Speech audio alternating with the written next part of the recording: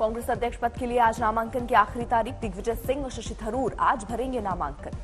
आज दोपहर 12:45 बजे शशि थरूर भरेंगे नामांकन, फिर मीडिया से भी करेंगे बात। दिग्विजय सिंह और शशि थरूर ने नामांकन भरने की पुष्टि की। आज कई और भी चेहरे आ सकते हैं सामने। सूत्रों के मुताबिक गांधी परिवार के करीबी मुकुल वासनिक भी लड़ सकते हैं अध्यक्ष पद का चुनाव। मीरा कुमार भी भर सकती हैं पर्चा। नामांकन से पहले दिल्ली में बैठकों का दौर। दिग्विजय सिंह और थरूर ने की मुलाकात। आज तक से खास बातचीत में दिग्विजय सिंह ने कहा वो किसी के दबाव में नहीं बल्कि खुद चुनाव लड़ने का फैसला कर रहे हैं। गांधी परिवार की भूमिका कर दिग्विजय सिंह बोले, बिना गांधी नेहरू परिवार के कांग्रेस पार्टी शून्य है, अस्तित्व नहीं है। से खड़ा हुआ हूँ, मुझे किसी ने खड़ा होने के लिए नहीं कहा। नहीं, मैं कोई ऑफिशियल कैंडिडेट नहीं हूँ। मैं अपना स्वयं के विवेक से खड़ा हुआ हूँ। मुझे किसी ने खड़ा होने के लिए नहीं कहा।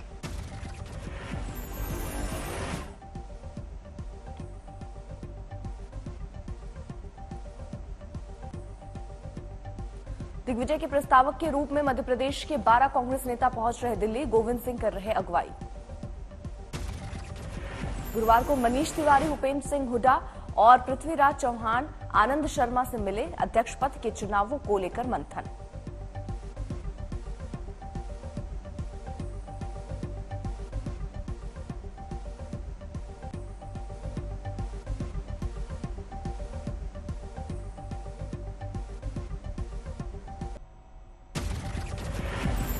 G23 का कोई नेता भी अध्यक्ष पद के लिए भर सकता है नामांकन। अभी नाम पर सस्पेंस बरकरार। घटना की है, जो सारा घटनाक्रम बना है उसके ऊपर विचार विमर्श किया है, तो कल देखते हैं कि क्या होगा। कांग्रेस अध्यक्ष पद की रेस से बाहर हुए अशोक गहलोत। सोनिया से मुलाकात के बाद बोले, मैं नहीं लड़ूंगा चुनाव। राजस्थान संकट का हवाला देते हुए गहलोत बोले, मैं पार्टी हाईकमान के आदेश के मुताबिक एक लाइन का प्रस्ताव पास कराने में नाकाम रहा।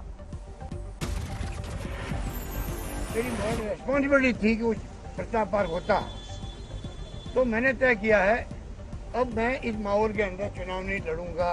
ये मेरा फैसला है। दिल्ली में 10 जनपद पर सोनिया गांधी से मिले अशोक गहलोत। कहा, राजस्थान में सीएम पद पर हाईकमान करेगी फैसला। सोनिया गांधी से सचिन पायलट की मुलाकात। 1-2 दिन में राजस्थान के मुख्यमंत्री पर फैसला लेंगी कांग्रेस अध्यक्ष। मुलाकात के बाद पायलट का बयान, बोले, अगले 12-13 महीने में हम लोग मेहनत करके राजस्थान में बनाएंगे सरकार। राजस्थान कांग्रेस के नेताओं को भी पार्टी आलाकमान की सख्त चेतावनी। कहा, एक दूसरे के खिलाफ नहीं करे गलत बयानी। राजस्थान के मंत्री अशोक चंदना का बयान, बेवजह विवाद को तूल दिया जा रहा है। घर का मसला है, घर में ही निपटाया जाएगा।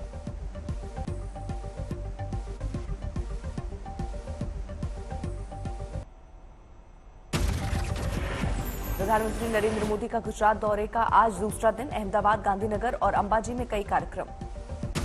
आज अहमदाबाद को मिलेगा मेट्रो का तोहफा। प्रोजेक्ट के पहले चरण का उद्घाटन करेंगे PM. Gandhinagar Mumbai central Vande Bharat express को पीएम दिखाएंगे हरी झंडी। मेट्रो और इस एक्सप्रेस ट्रेन में करेंगे सवारी। शाम में अंबाजी मंदिर में पूजा करेंगे पीएम मोदी। 7200 करोड़ की योजनाओं की रखेंगे नींव। पीएम के दौरे से पहले अंबाजी मंदिर का दिखा भव्य रूप। रंग बिरंगी रोशनी से हुआ रोशन।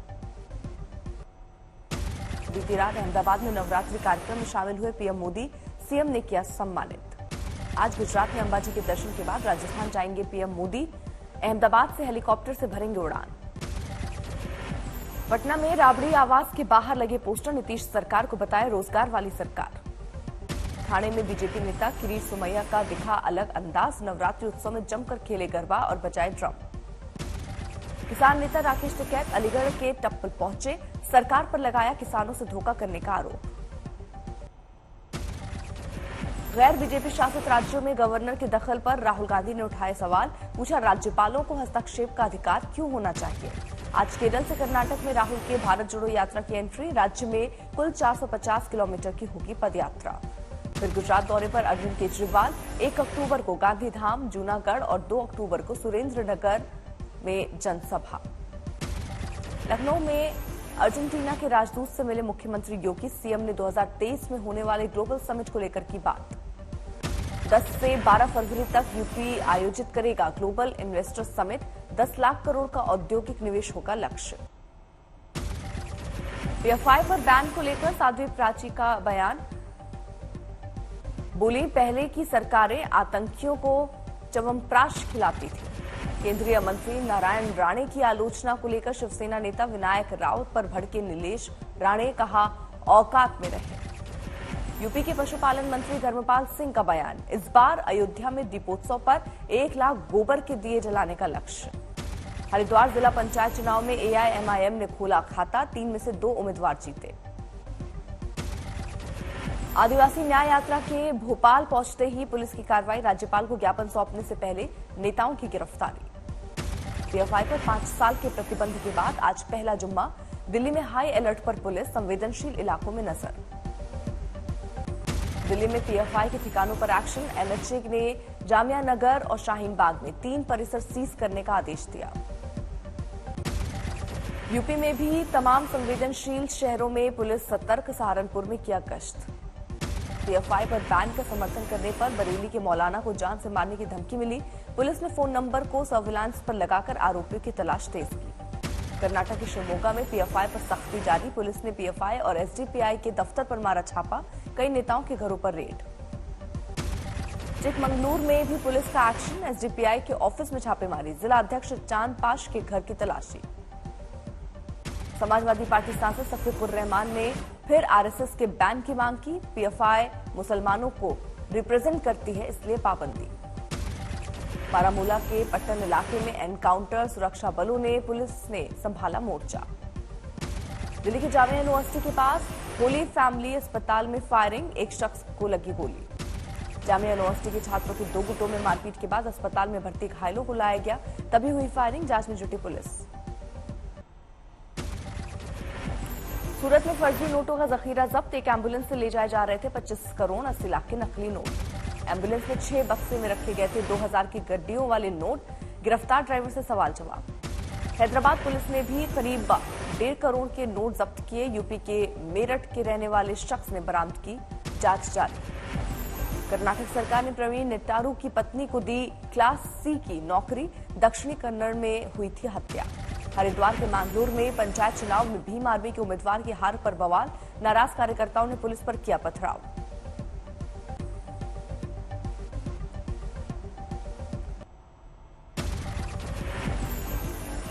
मेरठ में अग्निवीर भर्ती योजना के लिए फर्जी कागजात बनाने वाले गिरोह के 4 सदस्य गिरफ्तार। कई कागजात भी जब्त। बुलंदशहर में एक स्कूल के शिक्षकों की बर्बरता। मासूम छात्रों को क्लास में बंद कर चुनाव ड्यूटी पर निकले। सभी आरोपी कर्मचारी निलंबित। गोंडा में ड्रग और शराब माफिया के खिलाफ बड़ी कार्रवाई। लाखों की अवैध संपत्ति को कुर्क किया गया।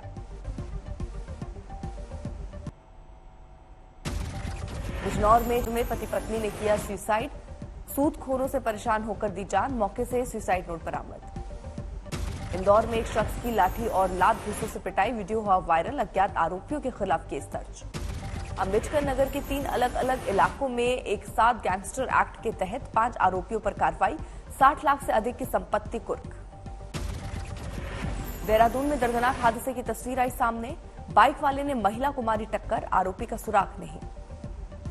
केदारनाथ धाम में कैंडल जलाकर अंकिता भंडारी को दी गई श्रद्धांजलि। गुनहगारों को जल्द सजा देने की मांग। ज्ञानवापी मस्जिद श्रृंगार गौरी मामले में हिंदू पक्ष की तरफ से कार्बन डेटिंग की मांग पर सुनवाई। 7 अक्टूबर को फैसला। सुप्रीम कोर्ट में आजम खान की जौहर यूनिवर्सिटी मामले में चली सुनवाई। अब आज फिर होगी जिरे। हापुड़ में 2022 में हुए हमला मामले में आरोपियों की जमानत रद्द करने के लिए सुप्रीम कोर्ट पहुंचे ओवैसी। आज याचिका पर सुनवाई। कारोबारी मुकेश अंबानी की बढ़ाई गई सुरक्षा। जेड कैटेगरी के बदले अब मिलेगी जेड प्लस कैटेगरी की सिक्योरिटी। अनंत अंबानी पहुंचे सोमनाथ मंदिर। स्वर्ण कलश की पूजा। 90 लाख के चांदी के बर्तन मंदिर को दान किए। इलाहाबाद यूनिवर्सिटी प्रशासन के साथ छात्रों की टेबल वार्ता के दौरान जमकर हंगामा। एक छात्र ने दिखाई चप्पल। इलाहाबाद यूनिवर्सिटी में फीस बढ़ोतरी के खिलाफ बीएचयू छात्रों का हस्ताक्षर अभियान। 2 अक्टूबर को पैदल मार्च कर प्रयागराज जाने की तैयारी। लखनऊ में एक बैटरी की दुकान में लगी भीषण आग। दमकल की गाड़ियों ने पाया काबू। छत्तीसगढ़ में लैंडमाइन ब्लास्ट में जान गंवाने वाले जवान का रोहतक में अंतिम संस्कार, आखिरी दर्शन के लिए उमड़ी हजारों की भीड़। सुकमा में 2 नक्सलियों ने किया सरेंडर, कोर्ट से जारी था इनके खिलाफ वारंट। आज पावन पर्व नवरात्रि का 5वां दिन, मां स्कंद माता की आराधना में जुटे श्रद्धालु। दिल्ली के लाल किला में रामलीला मंचन, बीजेपी सांसद मनोज तिवारी ने निभाया केवट का किरदार। प्रयागराज के दुर्गा पंडालों में दिखी काशी विश्वनाथ मंदिर की झलक, तो कहीं आइसक्रीम स्टिक से तैयार साउथ इंडियन टेम्पल, तिरंगा थीम भी दिखा। हरिद्वार में जिला कारागार में गणेश पूजा के साथ रामलीला शुरू, कैदी बने कलाकार। नोएडा में निकली राम बारात, मुस्लिम समाज ने तिलक, आरती और फूल मालाओं से किया स्वागत।